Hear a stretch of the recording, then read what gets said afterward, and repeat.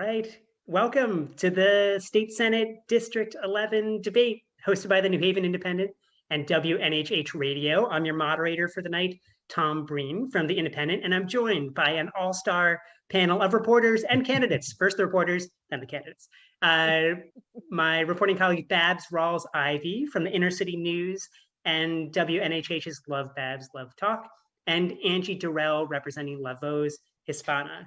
Babs and Angie, thanks so much for being on the panel and for asking questions to our candidates, the State Senate District 11 candidates. We've got incumbent Democrat and current State Senate President Pro Tem Martin Looney, Republican challenger Jamison White, and petitioning independent challenger Alex Taubas. So the way tonight will work is Babs, Angie, and I will take turns asking questions to the three candidates over the next hour. Each will have 90 seconds to respond. And if I determine that one candidate's answer requires another response, that other candidate will have 30 seconds for a rebuttal. At around 7:50, I'm going to ask the candidates to ask each other questions, and then we'll end just before 8 with each candidate getting 90 seconds to make a closing statement. So without further ado, let's jump into some questions for these candidates for the 11th district, which represents parts of New Haven, Hamden, and North Haven. Babs from the Inner City News and WNHH. Babs, I'm going to ask you to ask the first question. The floor is yours. Thank you. Good evening, panel. It is lovely to see y'all, and it is lovely to be here. I, like a lot of other people, the folks that read the Inner City newspaper, are quite concerned about this COVID situation, and we are starting to see that Connecticut's numbers are starting to rise. COVID has affected all aspects of our lives, from education to small businesses to large businesses, from the folks that pick up the refuse. How prepared is Connecticut for the long haul in dealing with this pandemic?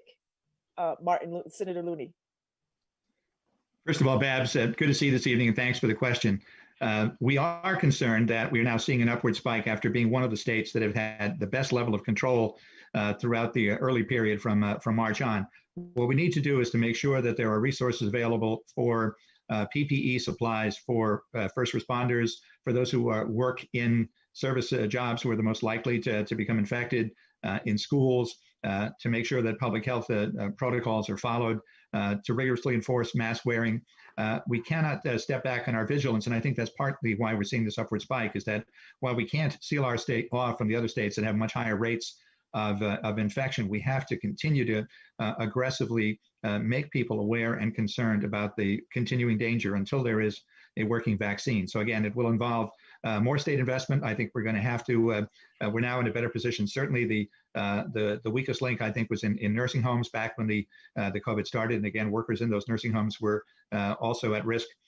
We now have a better protocol for nursing homes, better levels of testing. We need to step up the level of testing, make sure that it's paid for. We can't have a burden on people of having to pay for tests. So it continues to be a problem, and we cannot sugarcoat it. I think that some of the Republican side are saying, well, let's just go forward. They're taking their cue from President Trump. Let's get back to normal. But that is a lethal way of dealing with the current problem.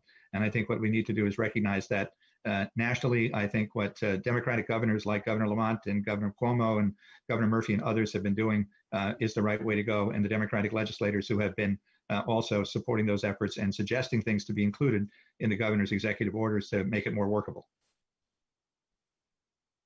And I should say, Senator came in just over the 90-second mark. Perfect. I will be the one enforcing that timeline. So if I interrupt y'all, I apologize.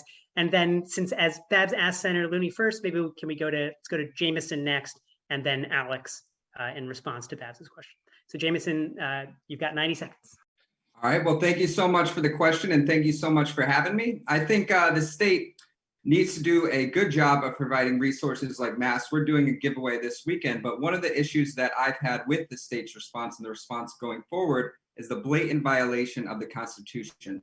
So it was a blatant violation of the First Amendment, the freedom of assembly. The government cannot tell people how many people you can have in your business. It's a violation of the freedom of religion. You can't close down churches.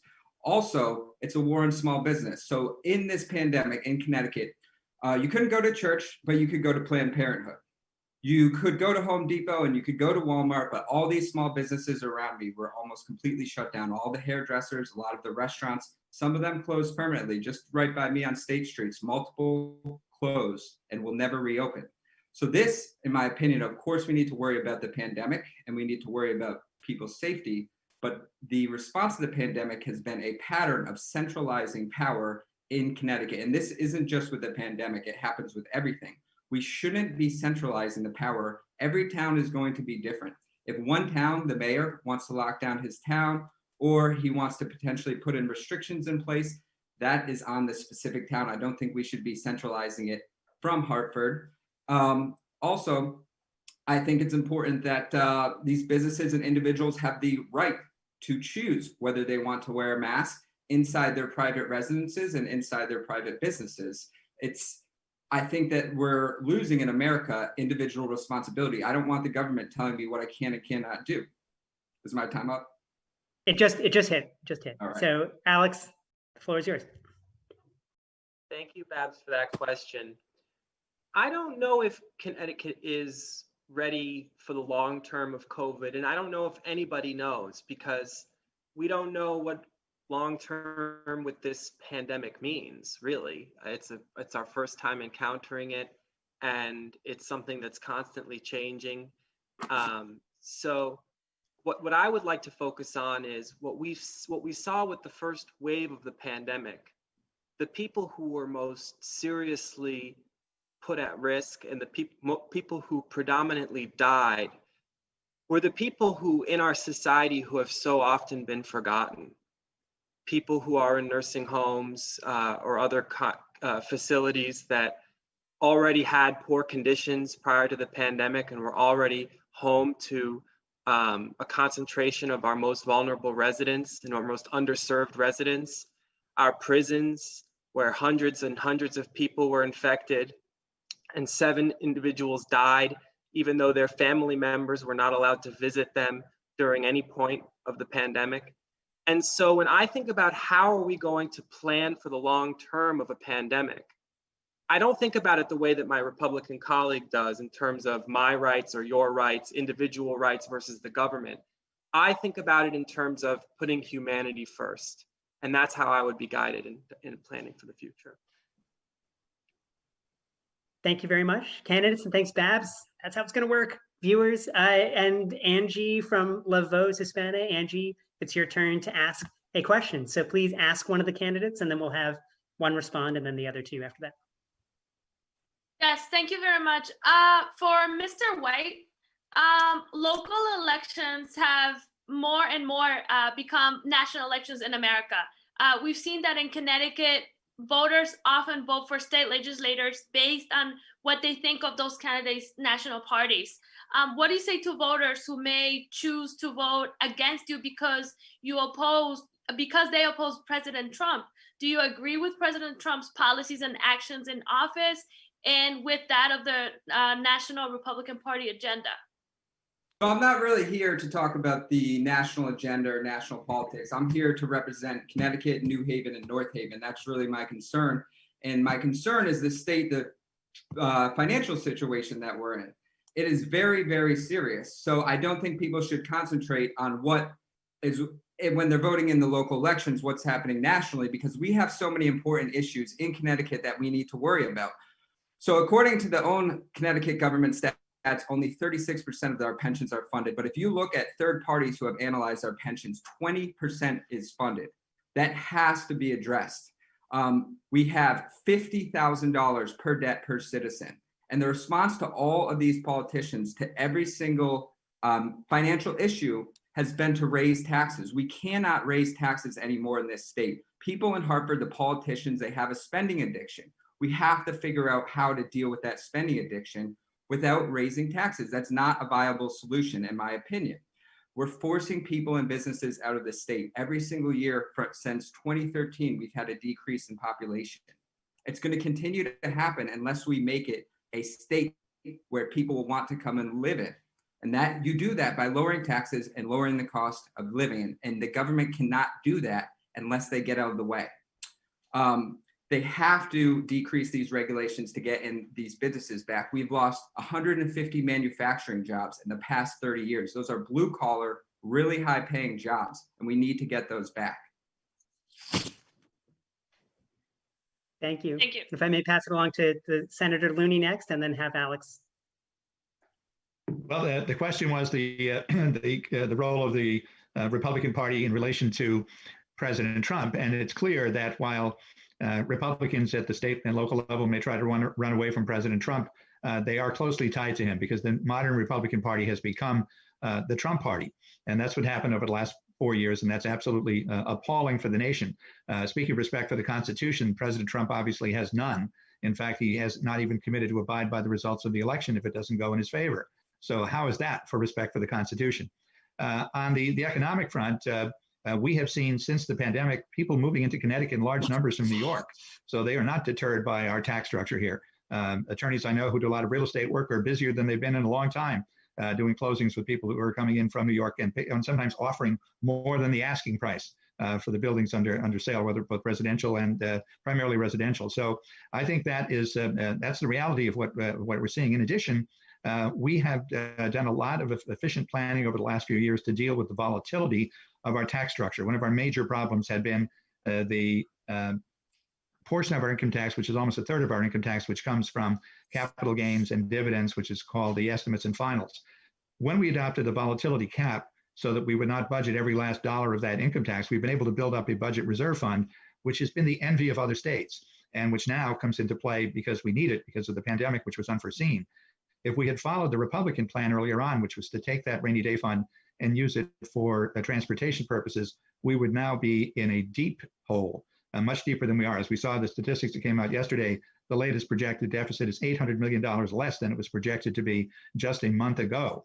So the situation continues to be volatile, but thankfully for our budget reserve fund, we are in a much better position to handle it than we would have been otherwise. I'm going to ask you to wrap up in a sentence. I'm sorry, Senator. That's it. Thank you. And Mr. Tapas. Thank you for that question, Angie. And I think there's a reason why Mr. White didn't want to answer or couldn't answer, which is because the Republican Party of Mr. Trump has become such an atrocity in the history of our country that no reasonable person would want in a public forum like this to really associate themselves with that agenda or stand up for it or say that they stand for it, because this state, at least, and the 11th district, is going to resoundingly reject President Trump's hatred and division and everything that he stands for. And I agree with Senator Looney that we all have to stand up to his dictator antics of attempting to say that he wouldn't abide by the results of the election. That being said, when we look at local elections, we have to look at more than just parties, because for example, in this election, voters have an alternative to the two parties, and that I'm running as a petitioning candidate. And although I really strongly reject the Republican Party, Mr. White did have a point about Connecticut's debt and its pensions. The unfortunate fact, though, is that President Trump and his party has made that problem worse by changing the federal tax code to punish blue states like Connecticut. But what we haven't seen from Senator Looney is a solution to that problem by actually solving the problem through action on the taxes that will restructure our taxes in a positive way. Now, since I think that both candidates were called out a little bit in Alex's response right there, I'm going to maybe give you 20 to 30 seconds each. But Mr. White, in response to Alex saying that no reasonable person would associate themselves with the agenda of the president at the top of the Republican ticket, and that you didn't answer the question about your thoughts on Mr. Trump and his candidacy. And then Senator Looney, in response to Alex's last comment there about work that you have done to address the state's budget crunch. So you only get 30 seconds each, but Mr. White first, and then Senator Looney. Yeah, I didn't answer the question, and I will not answer the question because, again, national politics is not my interest. It's not what I care about. I was born and raised in Connecticut. This state is a financial disaster. That's what I care about. And Martin Looney wanted to tout the $3 billion rainy day fund that we have. We have a $2.6 billion budget deficit just this year. That rainy day fund will barely even cover the budget deficit from this year. So they like to tout that it's a great thing, but in reality, it's a drop in the bucket to the financial disaster that Connecticut has become. And Senator Looney? Well, first of all, the deficit is pegged at 1.3, not 2.6. That's one correction. But overall, I have been the major advocate in the General Assembly for progressive tax reform. Our original income tax was unfortunately established at 4.5% because the Republican vote in the Senate that made it necessary to pass was at that level. I've been responsible for building in whatever degree of progressivity we've had. I became known as the first proponent of the millionaire's tax and was actually attacked in person, one of my great sources of pride, by Rush Limbaugh on his radio show for being a favor of what he called a confiscatory tax in Connecticut. So I've been a major advocate of tax reform. We have made the tax structure more progressive by having higher rates and higher levels of income. We've come a long way from where we were in 1991 in progressivity when the income tax was first instituted. Thank you very much. And now we'll move on to me to ask you all a question. I'm gonna direct this question first to Mr. Taubes, and then we'll go over to Senator Looney, and then to Mr. White. Alex, do wealthy people pay enough in taxes in Connecticut right now? And do working class and middle class people pay too much? And what specific tax changes to the state's tax structure would you push for if you were elected in November, and why? Question: no, wealthy don't pay enough, and working people pay too much. And it's those two issues are connected, as you might expect. And one thing that I think we should do right away is look at the giveaways that President Trump has given to so many through his tax cuts. Like I said, those tax cuts were specifically designed to hurt blue states like Connecticut. So they already have caused us a problem. But additionally, billionaires and multi-millionaires, many of whom live in Connecticut, have received millions and millions of dollars in tax breaks from President Trump's tax bill. And the state of Connecticut should absolutely look at recapturing that funding. Additionally, I agree with the plan that Senator Looney has put forward in terms of looking at equalizing the mill rates across the state, where rich towns like Greenwich have lower taxes than relatively less affluent cities and which have high taxes, especially cities like New Haven and towns like Hamden. So I support that, but I would be more aggressive than Senator Looney has been. I know he's been an advocate, and I salute him for that. But it's been 40 years that he's been in Hartford trying to pass laws and legislation to help us. I think it's time for a new advocate to come and push even harder to rectify the imbalances fiscally, but not just fiscally, throughout the government of Connecticut that has inequities and inequalities that need to be fixed, from criminal justice to healthcare to education. And so, Senator Looney, but my question about specific tax reform proposals you may have, but also as the sitting senator right now, how would you make those proposals actually happen, actually pass? So specific ideas about reforming taxes in the state, and then how are these not more than ideas, and how do they become realities? Well, first of all, as I said, we need to move toward making our tax structure more progressive, not only on the income tax side, by building more progressivity into that, as I have done incrementally over the years, but also perhaps looking at a separate tax, perhaps on capital gains and dividends as a separate category of income tax that was taxed separately before we instituted the more broad-based income tax in 1991. But in addition, I think we also need to look at the property tax, and that is where there is great inequity because of the great capacity, great varying capacity of towns to deal with that. Because in Greenwich, you have a net grand list per capita of over $740,000. In Britain, at the other end, it's $50,000. New Haven, it's $78,000. So there's tremendous differences. But the challenge in Connecticut is that we have to build coalitions to do this because we are a small town and suburban town state, not an urban state. Our three largest cities together, three neediest cities, New Haven, Hartford, and Bridgeport, only have 11% of the state's population in the aggregate. So we have to build coalitions with the suburban districts where there are enlightened suburban legislators, because we don't have the clout to do it to make urban policy with urban votes. Unlike New York State, where 42% of the legislators represent districts in New York City. If you take the 3 largest cities in Connecticut, New Haven, the 3 most needy, New Haven, Hartford, and Bridgeport, together we only have 6 of the 36 senators, and each of us also represents communities outside the central city. So we have to be creative. We have made incremental progress. I think to fault us for not doing a transformative effect on our tax structure up to now would be sort of like attacking a platoon for not being able to overcome and rout a company that they've been in opposition to, instead of giving them some credit for making incremental gains and holding their ground. So it's part of the nature of our state, but we have made progress. We'll continue to make more. Thank you. And Mr. White, do the wealthy pay enough in taxes in Connecticut, and what specific tax reform would you push if elected? So I think everyone in Connecticut pays too many taxes. My parents moved here in 1986. There was no income tax. They passed a temporary income tax that became permanent. And now we have one of the highest income taxes in the United States. So really all we have control over is the state taxes. It's way too high, and that's a direct result of our government fiscal spending being completely out of control. And as Martin Looney just said, he wants to put in a 1% property tax statewide. That is an absurd proposal, in my opinion. Who is that going to affect? That's going to affect renters more than anyone else. Everyone listening who's a renter, if you have a landlord, the average home, the first 100,000 is going to be exempt. The average increase is going to be about $1,700 bucks. You can expect that added to your rent next year as a direct result of this law that Martin Looney is trying to pass. That property tax is going to be passed on to renters. And to answer your question about, for your previous point from the last question, yes, we've had a temporary reprieve from the virus of people moving from New York, but wait till they hear about this property tax that you want to implement. I mean, we might have to shut down the borders. People are going to be moving out so fast. It's just ridiculous that we already have some of the highest municipal property taxes, and he's trying to implement another 1% tax on top of that. When are we going to cut spending, Martin Looney? That's my question for you. Your solution to everything is tax, tax, tax, tax, tax.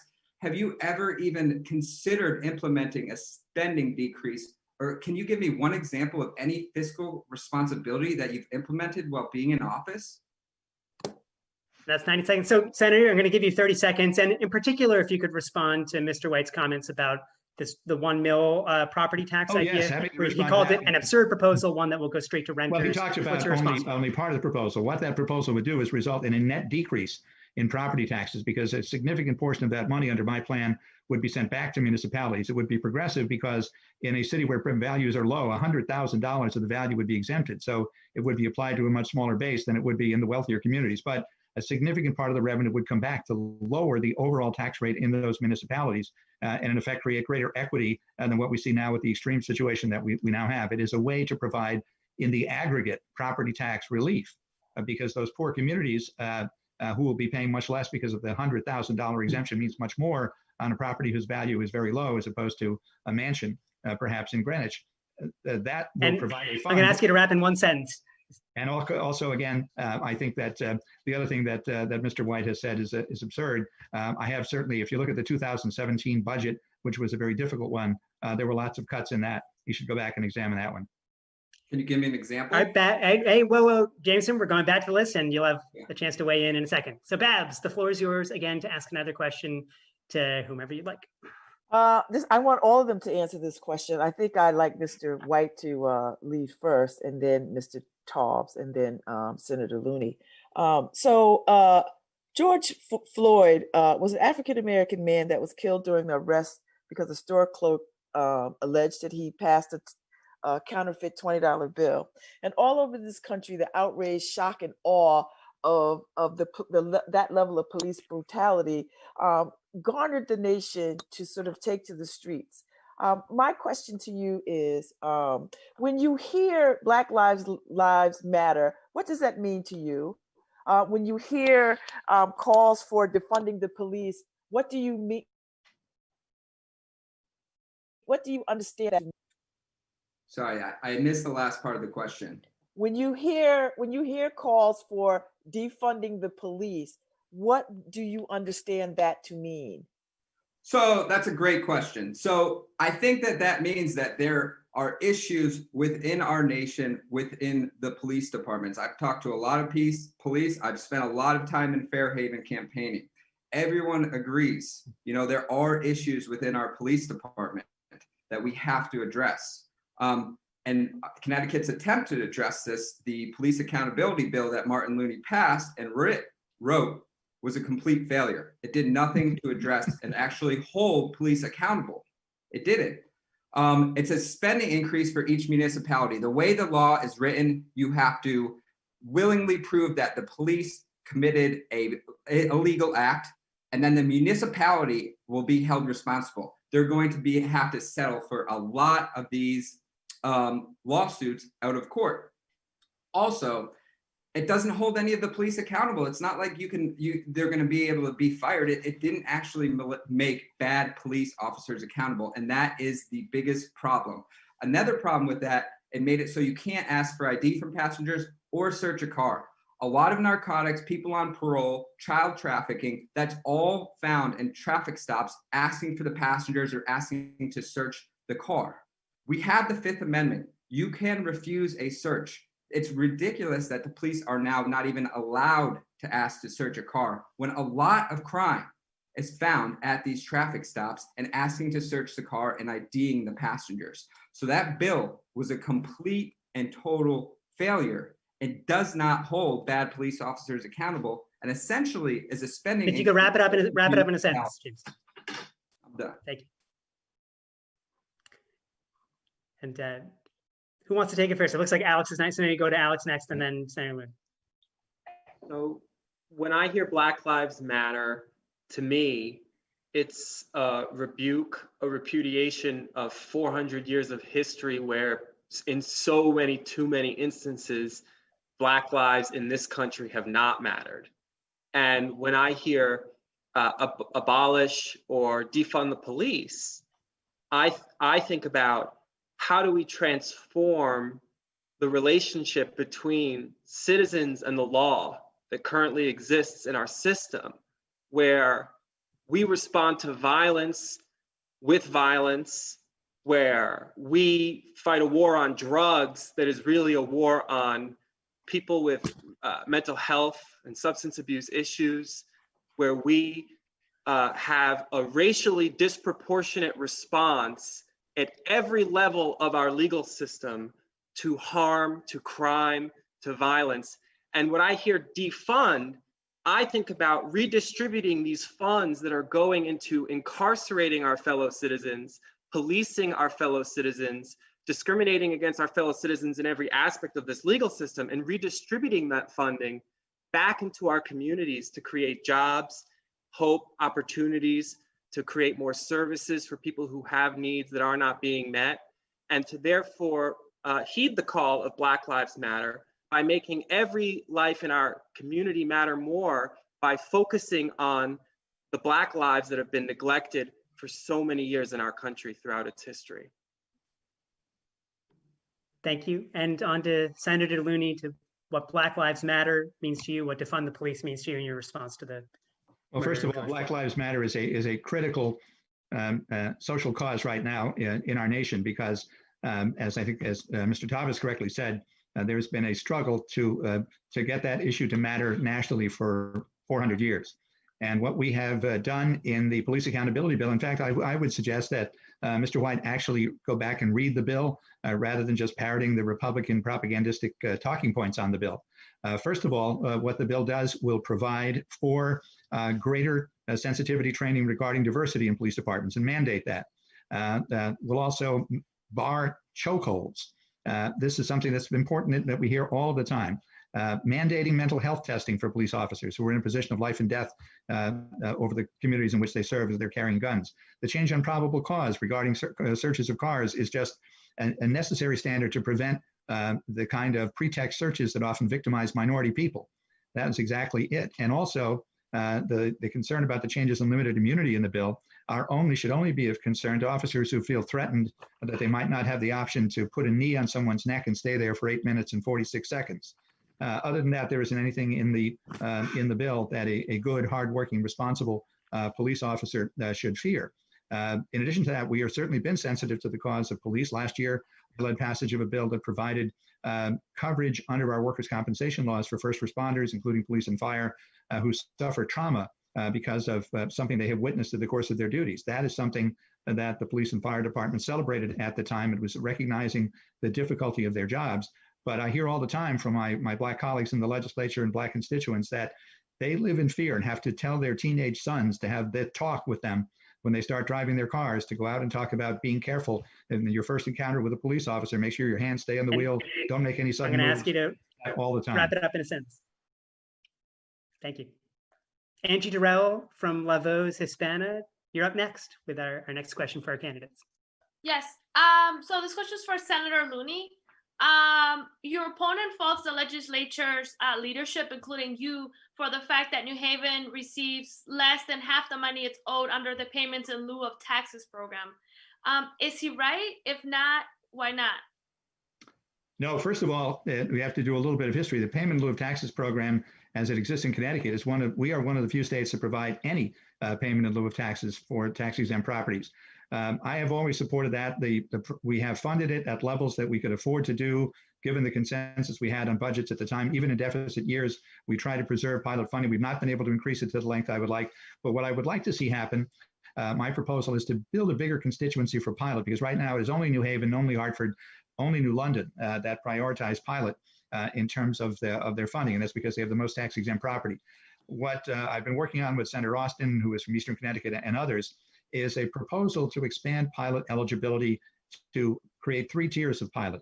Those with the first would be the highest level of tax-exempt property, but also those that have the least capacity in their own right because of their net grant list and the inadequacy of that. A second tier and then a third tier. That is critical, and also to make sure that that would recognize the fact that right now we have the problem that every community who gets pilot gets it at the same level regardless of their needs. So Greenwich gets the same percentage of pilot for Greenwich Hospital at Yale New Haven pays, or that the state pays on behalf of Yale New Haven or in Hartford Hospital. So there are changes that we need to make. And if we were able to build a broader constituency for pilot by also recognizing the needs of some of the smaller towns, we would be able to build a broader constituency for an expansion of pilot.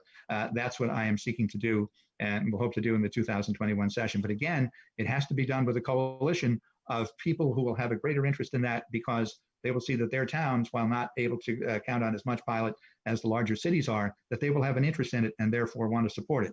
And that's what I meant earlier by the coalition building you have to do to cast a broad net of interest for something that right now is seen as narrowly beneficial only for communities. Wrap it up. Thank you, Senator. And we'll go over to Mr. White and then Mr. Thomas. Can we repeat the question? I apologize. So Senator Looney has been faulted for the fact that New Haven receives less than half the money it's owed under the payments in lieu of taxes program. Is that right or not? No, it's not right. New Haven needs to get their fair share. And my main issue with the pilot program is that Looney has been in office for 40 years. He's had multiple opportunities to fix this over 40 years. Why are we worrying about the pilot program now? Connecticut had a surplus. That would have been to time to deal with the pilot program. We could have actually gotten the money that New Haven deserves, used that money to fund our schools that are in desperate need of funding. If you look at the New Haven, the education system in New Haven, the amount they get from Hartford, take example of the coronavirus relief package. Hartford, which has similar demographics to New Haven, got $11 million. All right, New Haven got 2.5 million, and this is a pattern. So most years, Hartford gets about $1 million. New Haven gets about 400,000. Why is that? We could have used the pilot program to fund those schools, or Martin could have been a leader for New Haven and fought for us to get proper funding for our schools. But there's a reason why we have such bad schools that are underfunded, and it's because of our leadership in the Senate. So yes, I do think Mr. Tobbs is right in being critical of Mr. Looney in that pilot program, because New Haven is not getting what is owed to them. So we'll go over to Mr. Talbot first to respond to the question about pilot, and then over to Senator Looney for a rebuttal to Mr. White's criticism. But first, Mr. Talbot, your thoughts on pilot as it works today and how you think it should work if you were elected. Very much for this question. I think that all of the people who pay taxes in New Haven and Hamden on their properties are thankful for this question, because New Haven and Hamden are 2 towns that have so many exempt properties and already have little ability to raise the taxes to pay for their schools. The exemption that these universities and other institutions receive means that our tax rates are higher. So under our last mayor, we had taxes go up. Under our current mayor, we've had taxes go up again. And what has been constant during that has been the state legislature failing to fix the problem of pilot reimbursement, but actually the larger, broader problem, which is that our state relies much too much on property taxes overall to fund education, which necessarily creates inequity between towns in how schools are funded and in the quality of schools. Connecticut is the fourth worst in the country in terms of reliance on property taxes as the way to fund education. And that drives huge inequalities in our state, not just in the three largest towns of New Haven, Hartford, and Bridgeport, but also in small towns, in the smaller cities and medium-sized towns. Connecticut can do much better. That's why I'm running, and that's why I'm running to do something that I think will actually solve the problem by bringing more of the revenue up to the state level and less devolved to the property taxes. So Senator Looney, I want to give you 30 seconds to respond to either or both of the state relying too much on property taxes for funding education, or is Mr. White's criticism that Hartford consistently gets a bigger bailout from the state than New Haven?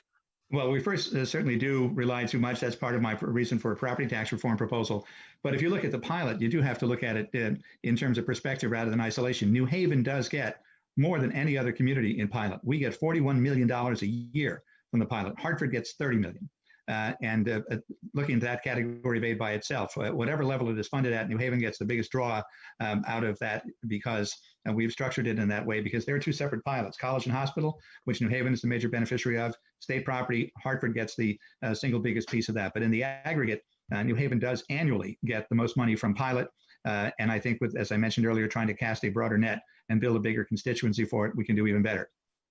And thank you very much. All right, now it's on to me to ask another question. I'm going to direct it to Senator Looney first, and then over to Mr. Talbot, and then Mr. White. So Senator Looney, probably the most kind of reader requested questions that we got in advance of this debate, I think it kind of speaks to who's reading the Independent and their email organizing, was about traffic safety, particularly for vulnerable users like pedestrians, cyclists, and transit riders in New Haven.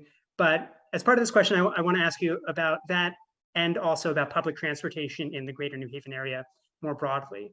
So as an example of the type of traffic safety questions we got from a Safe Streets organizer named Neil Olinsky, asked if you support increasing funding to municipalities to allow them to redesign streets and roads to improve user safety, to allow municipalities to lower their current speed limits to below 25 miles an hour, and if you support red light cameras or other types of automated traffic enforcement. So that's kind of a couple of ideas, but your thoughts on how kind of what on traffic safety in the greater New Haven area right now and what you would do to advocate for pedestrian, cyclists, and transit riders, and then also about the Move New Haven study, this decade-long state-funded transportation study recently wrapped up.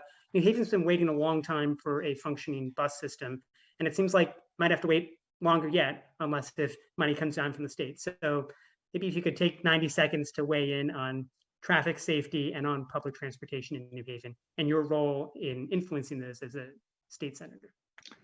First of all, regarding traffic safety, I support those proposals for traffic safety. I think that New Haven has the best traffic and parking director in the state, in Doug Houseleden. I would support things that he would recommend.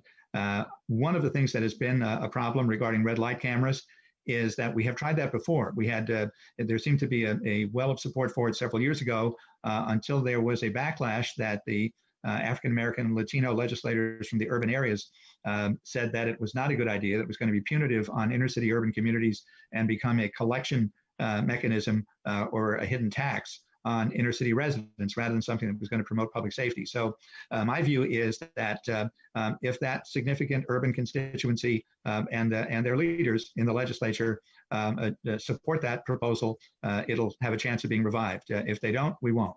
On the red light cameras by itself. Otherwise, I think that certainly giving every city more options to control traffic within its own boundaries is good. City of New Haven a number of years ago put in roundabouts in certain areas of the city to slow down traffic. I think that's generally worked well. In addition to that, however, in transportation, for years we have had a transportation department that has given second second, third, or fourth place to mass transit rather than to the highways. But I think that we have a somewhat more sensitive commissioner now. The fact is that we need to improve bus service in the urban areas. Patterns of commuting by bus have changed. We now have more people commuting from New Haven out to work in North Haven than we have people from North Haven coming into New Haven. That is a reality. We have a number of census tracts in New Haven where 40% of the people depend on buses to get to work. That is absolutely critical. So we need to improve our transportation and have a complete review of all of the current routes that in many ways are outdated. Commissioner Giletti has given me his commitment that he does intend to do that and is aware of that. He's also a native of New Haven and has a sensitivity to it. Thank you. Mr. Tauber, it's an ungainly question, but I'm going to ask you for your 90 seconds on traffic safety and on public transportation and the role of the state Senate in influencing both of those. Thank you, Tom. And thank you for your question, because I, like you, am a vulnerable user. I do not own a car. When I'm elected to the state Senate, I'll be the Joe Biden of Connecticut for one purpose only, which is that I'll be taking the train from New Haven to Hartford and from Hartford to New Haven. And I walk on these streets in New Haven, both campaigning and to go from my home in Grand Avenue to my office on Elm Street, or to where I pick up my mail on James Street. And it's dangerous. It's too dangerous, honestly, for me to want to ride around on a bike. I'm too scared. It's too dangerous for me to want to have any children in my care out on those streets, unless I'm really very, very close by to ensure everything is going on. And it's not something that we can just wave off and say, oh, we have someone who's a little bit more sensitive to it now in office. We need a revolution in how we address these issues in our state. And it's for the benefit of everyone, and it's for the protection of human lives and safety. We can make our city of New Haven a so much more livable place if we change the infrastructure for people who are walking or riding, and not just design it purely for people in their cars. And it starts with putting one of those people in office. Thank you, Mr. Tavis. And Mr. White, your thoughts on red light cameras, on allowing municipalities to reduce their speed limits to below 25, and also public transportation and the role of the state in funding a better working bus system in New Haven? So not a huge fan of the red light cameras. I think a better solution with that would be to have individuals petition the the city where they want speed humps. I'll give you an example. I was in Fairhaven recently, several days in a row, and a lot of people's complaints to me is that people fly through Fairhaven, and they do. I've almost got hit by a car twice. And it's a real issue, especially because a lot of those people don't have cars. If they were able to petition for speed bumps, which a lot of these people are behind, it would make it so that the police could then patrol for other things to keep, these areas that are potentially more dangerous safe. Also, in terms of the public transportation, what Alex said is right. We do need a revolution in public transportation. If you look at the Connecticut Transportation Fund, it is bleeding money. It's another one of the Connecticut programs that are almost completely insolvent. Within a few years, it'll be completely insolvent, which is why Martin, very high gasoline tax. But if you look at, say, a shitty city like Chicago, what they're doing, because their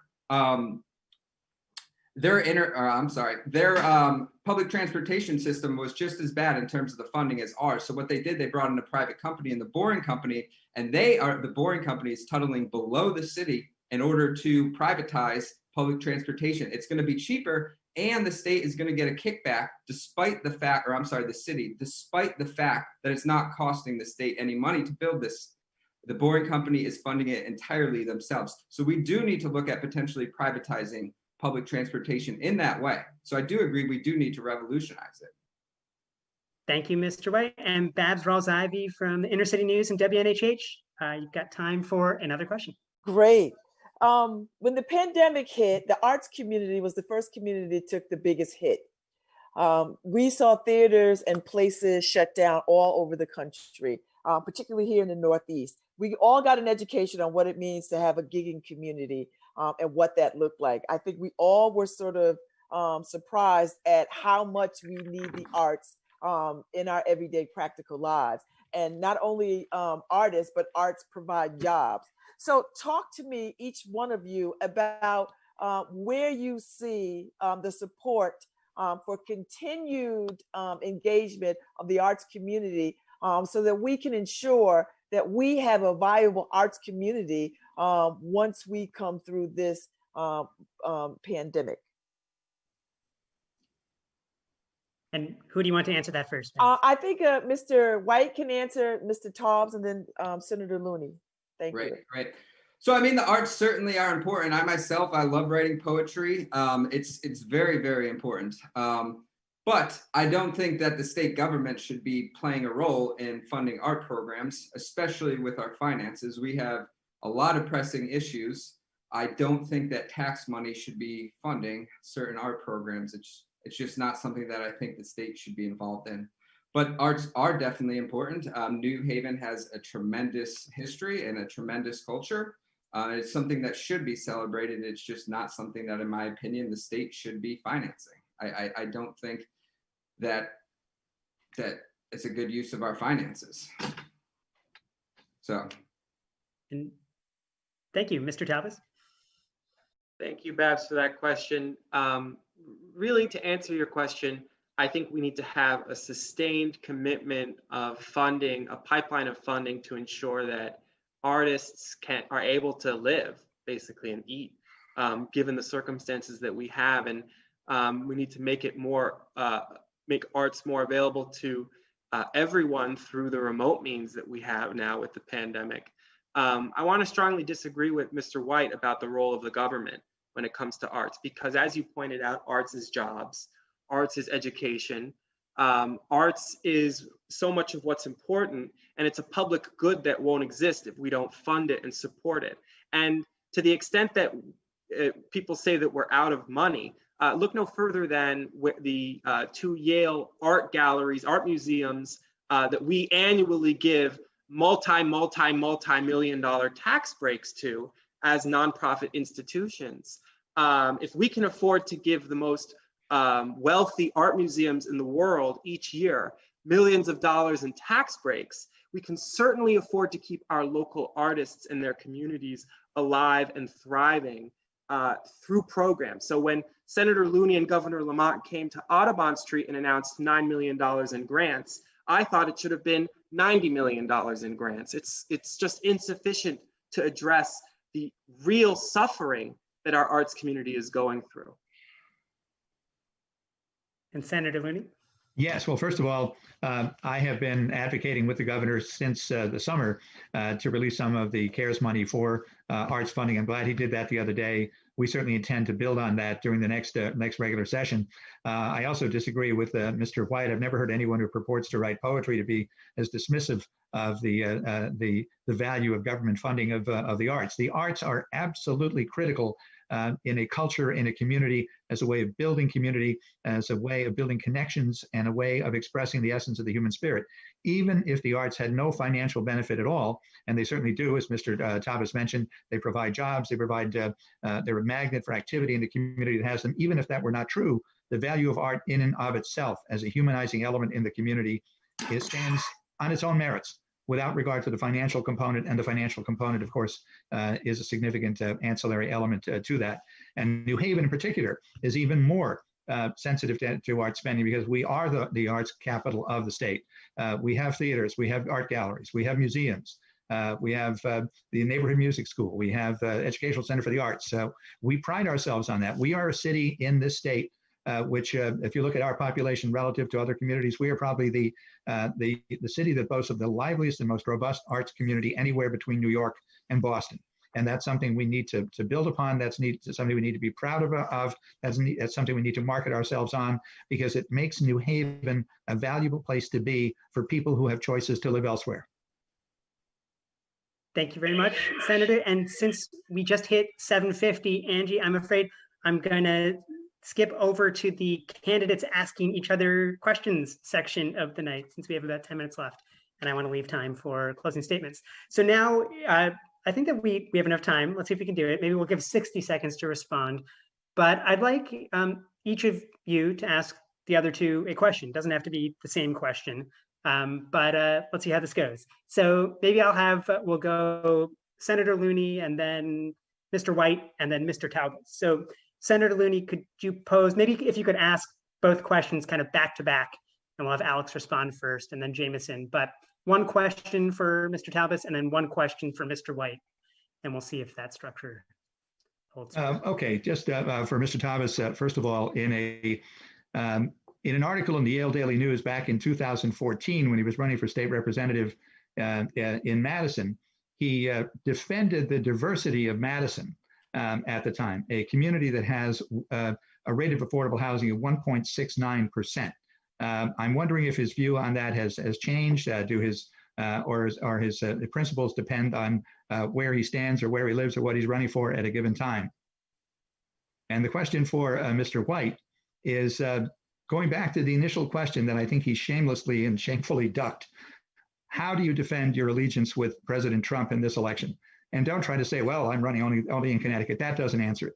You are running on a ticket headed by Donald Trump, a man who has been a disaster for this country, a man whose continued presidency would be an unmitigated disaster for this country, someone who despises Connecticut's or our nation's constitution and its history, and yet you run on ticket with him. Are you proud of that? Do you support him? And don't duck the question. I'm going to go to Mr. Talbot. I'm going to go to Mr. Talbot first, and then Jameson, remember that question, and then you'll have a chance to answer afterwards. And I'm only going to give you 60 seconds since we're nearing the end, but Mr. Talbot, 60 seconds to answer on the diversity of Madison. Well, thank you, Senator Looney, for the question. I do think that my views change over time, with experience, with life, things change. You learn things as you live and as you work and as you interact with people. One thing that I've always thought about my hometown of Madison is that it's shamefully racially segregated, and that we need to do more to integrate towns like Madison and ensure that people of all races and backgrounds can live anywhere they want in Connecticut. And so I don't think that that my view has changed, but that maybe my perspectives have changed as I've grown. And I understand, I think that a lot of people don't realize that although, Madison lacks, racial diversity, and that's a huge moral issue that we need to address. But I don't think that my views have changed on that at all. Thank you, Mr. Tavis. And then Mr. White, the don't duck the question. Yeah, I mean, Mr. Looney, I can't control who runs on the Republican ticket. I don't think that Trump has been a horrible president. I think this division game that you're playing and your political party plays along the racial lines is really unfair, especially to local candidates. I mean, you're trying to get me to find an allegiance towards a national party. I'm not going to do it. You're not going to intimidate me into doing it. I am here for Connecticut. I'm here for New Haven, Hamden, and North Haven. I am not here for Washington, D.C. And you want to talk about people not respecting the Constitution and disaster, look at your 40-year record in Connecticut. I mean, the finances in this state, the Second Amendment violations that you and your colleagues have passed, it's been a complete dredging of the Constitution over 40 years. And you really don't respect property rights, as evidenced by your 1% increase on the taxes. I feel that you just view it as your land that you're allowing citizens of Connecticut to live on, and you're going to tax them however much you want. And you're going to do the same thing that you've done with the income tax, raise it, and raise it. And eventually that property tax is going to be— all right, and that's a minute. I'm gonna cut you off, Jameson, but I'm going to give you the floor now because it's your turn to ask the two questions. So, all right, my first question, Mr. Towns, you said in that New Haven Independent article that you wanted to build 200,000 units of affordable housing in New Haven over the next 5 years. I'd like to point you to China, who did the same thing, and they have ghost cities throughout their country. What's your plan for filling those 200,000 units? And then my question for Mr. Looney is, I mentioned it earlier, the pensions, if you look at the state's numbers, 36% funded. According to independent non-state numbers, it's 20% funded. Either way, however you look at it, it's atrocious. That's money that has been stolen from people's retirements. Why was that money moved out of the pension funds in the first place? And what is your plan to refund that pension fund? To Mr. Talbot's mass construction of affordable housing and ghost cities in China, and then Senator Looney, question about pension solvency. But Mr. Talbot first, you've got 60 seconds. Well, I think, if we were to build more units of affordable housing, people would live in them because we have, first of all, many, many people who are homeless.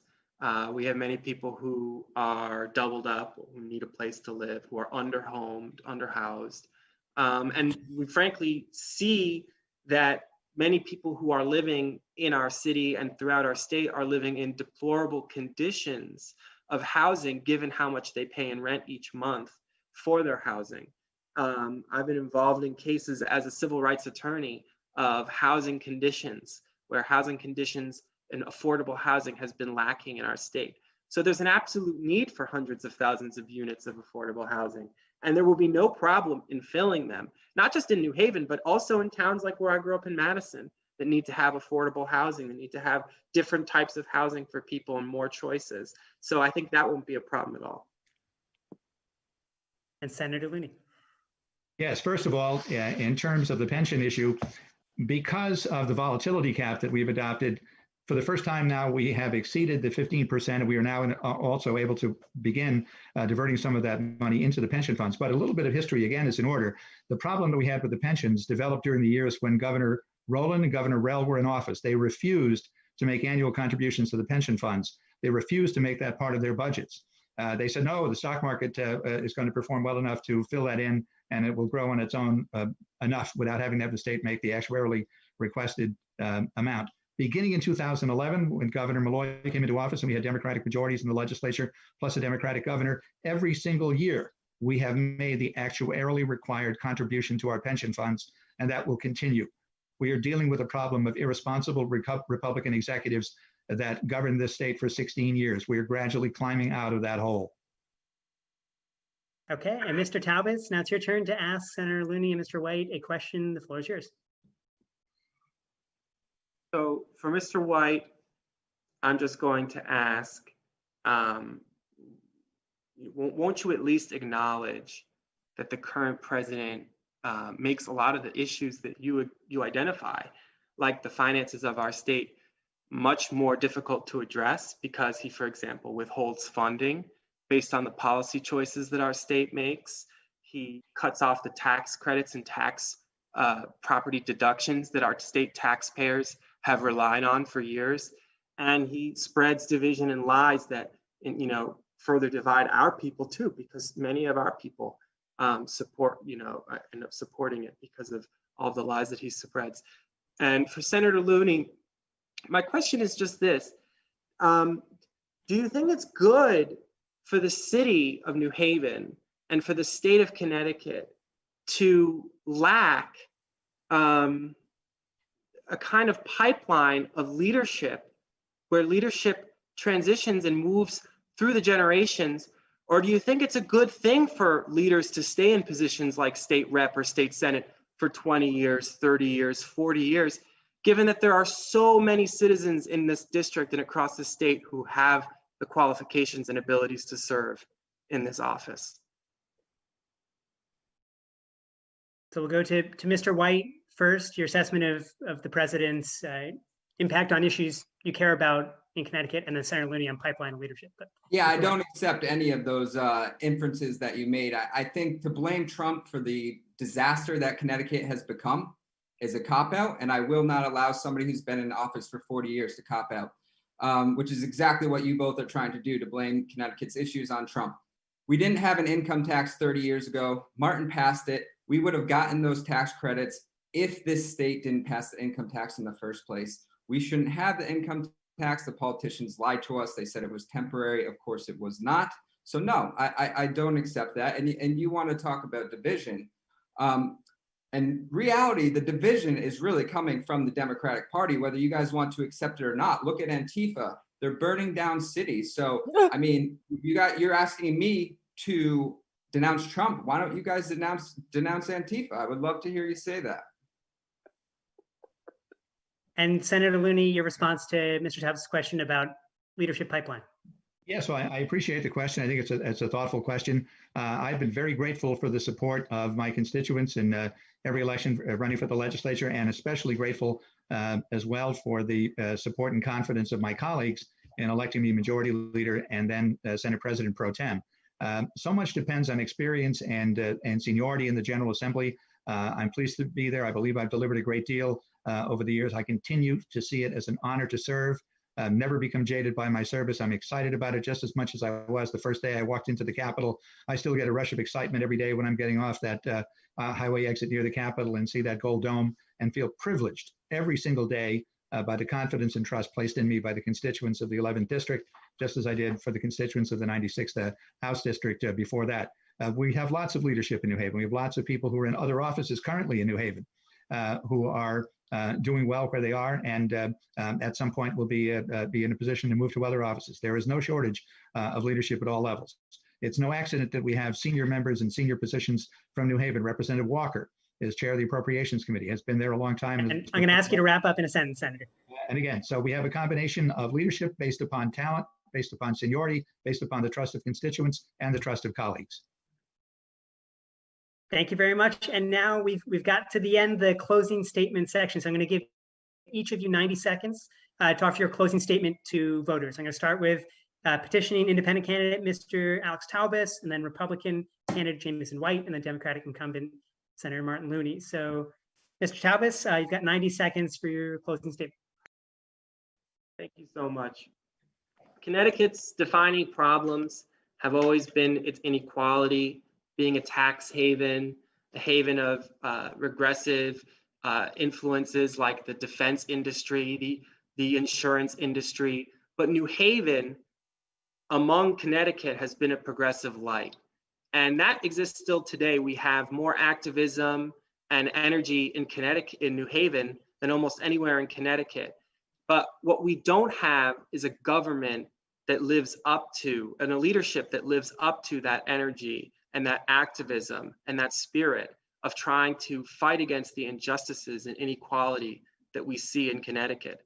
So I'm asking people this election in the 11th district to not vote based on the party, but to look at row G, the petitioning row of your ballot, and vote 3G Alexander Taubes for an independent advocate for our city and our towns, who is not going to just toe the party line, who's going to promote new ideas, who's going to not make excuses or take no for an answer. We've tried the same leadership for 40 years now. This is a progressive district. It's time to try something else. I'm proud to run for office to serve you as a civil rights attorney and as your state senator in Hartford. Thank you, Mr. Taubes. Mr. Jamison White, the Republican candidate, 90 seconds for your closing statement. All right. So I just want to say, I'll start with, I got a piece of literature from Martin Looney. It was talking about all his goals for the future. I found it interesting. One of the things that he wanted to do is legalize marijuana. I found that interesting because he's been in office for 40 years. Now it's politically popular, and all of a sudden he becomes Bob Marley. So I feel that it's just an example of him taking whatever's politically popular. He'll say anything he wants to get elected. And that's same goes with the police bill. It's emotional reaction, saying things. He's not looking out for the best interest. If he was, he would actually, all those people that are in jail, that he's for low-level marijuana offenders, he would be advocating, which I do, to release all of them. I am principled. I believe in individual freedom and liberty, and we need somebody. I was a financial analyst for several years. We need somebody who understands the state's budget, can figure out ways to cut spending, and through Martin Looney's 40-year career, he's proven he cannot do that. So I'm on 3B. My name's Jamison White, and I would appreciate your support, but thank you very much for having me here. And thank you for being here. And Senator Martin Looney, Democratic incumbent, you've got 90 seconds for your closing statement. Thank you, Tom. I appreciate the opportunity to serve and ask for the opportunity to continue by asking for a vote on line 3A, the Democratic line. Absolutes and the kind of pontifications we have heard tonight from a couple of the other candidates are the stuff of speeches and press releases and Facebook posts, but not of actual governing. Governing requires judgment. Governing requires collaboration. Governing requires persuasion. Governing requires trust in your word and your consistency and your character and your personality. I am grateful for the opportunity to serve. I believe that I have been successful on behalf of my district over the years, especially during my years in Senate leadership as Majority Leader and Senate President Pro Tem. I'm grateful for the confidence of both the constituents and also of my colleagues who have voted me into a leadership position, even though in many areas my views are perhaps more urban oriented and more progressive than some of theirs. But they recognize that I have tried to help them all to be able to shine in their own districts, to be successful, to be an advocate for them, and to be an advocate for what it means to be an elected Democrat in the state of Connecticut, and to make that case, and which is what I have been doing and look forward to the opportunity to continue to do, and would be very grateful for that opportunity. Thank you. And thank you. And thank you, listeners and viewers, for watching the State Senate 11th District debate. Thank you, Martin Looney, Alex Taubes, and Jamison White, candidates, for participating. Thank you, Babs Rawls-Ivy and Angie Durrell, all-star panelists, for asking such great questions. Harry Trose, the man behind the keyboard, the machine. Thank you for making this happen. And go out and vote November 3rd. Go to your polling place, vote absentee. The election's coming up quick, so make sure to vote. Make sure to vote in local, state, national elections, and you can check out newhavenindependent.org for an article about this debate, and also our Facebook page for an archive video of it. But thank you very much to the candidates for it, and thank you, Babs and Angie, for participating. Thank you. Thank you. Have a good night. Thank you. We're done, huh?